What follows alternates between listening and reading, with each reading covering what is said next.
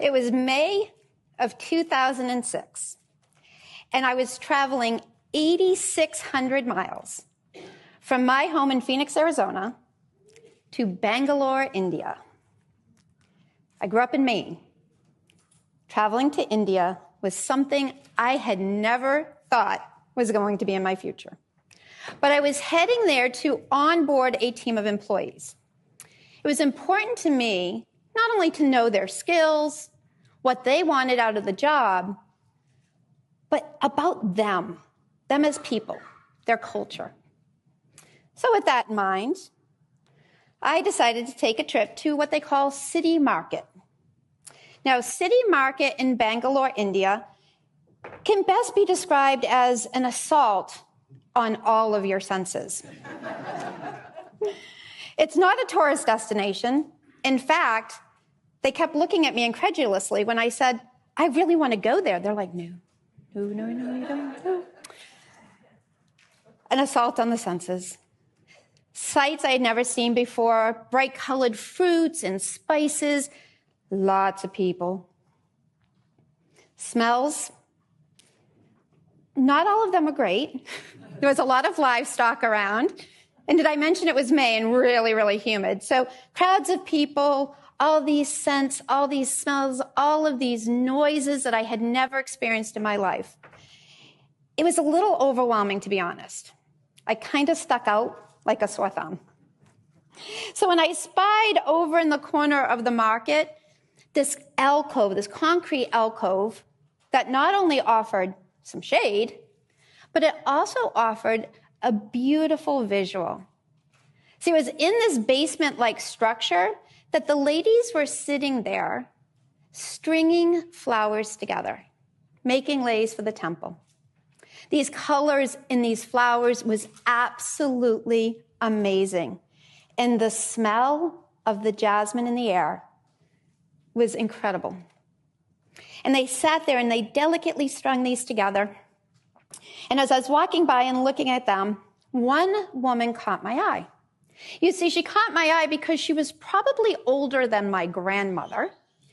And I thought, oh, my gosh, she's sitting on that hard concrete floor, little bent hands, stringing these flowers for rupees. Wow. She had no teeth.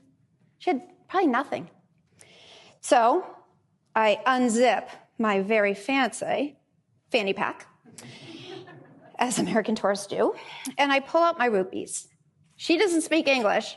I don't speak Hindi. So the international sign for, hey, I want to buy your things, right? And she looks at me up and down, and she goes, devastated. I'm so embarrassed that I'm backing away from her into my guide. And I say, Danny, my guide, I did something to offend her. Can you please go make it right? So he walks over.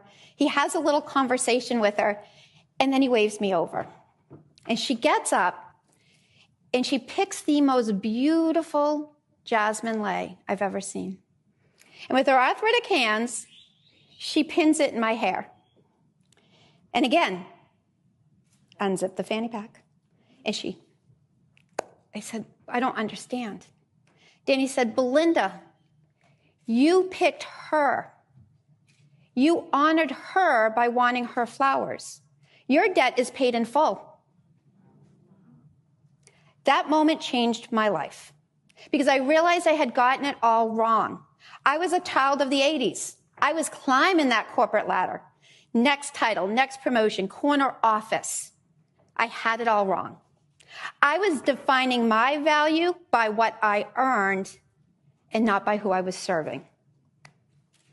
When we put money before honor, we're only going to get so far.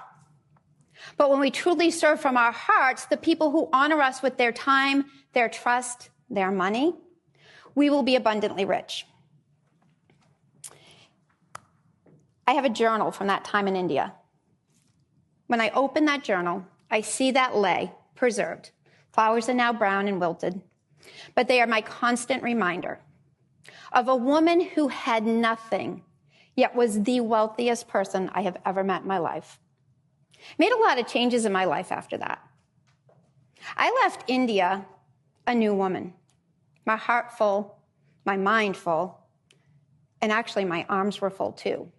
Because not only did I go home and quit my job, I went home with a dog I had adopted off the streets of Bangalore.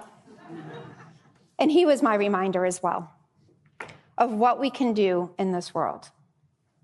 So I would leave you with this: service over sales,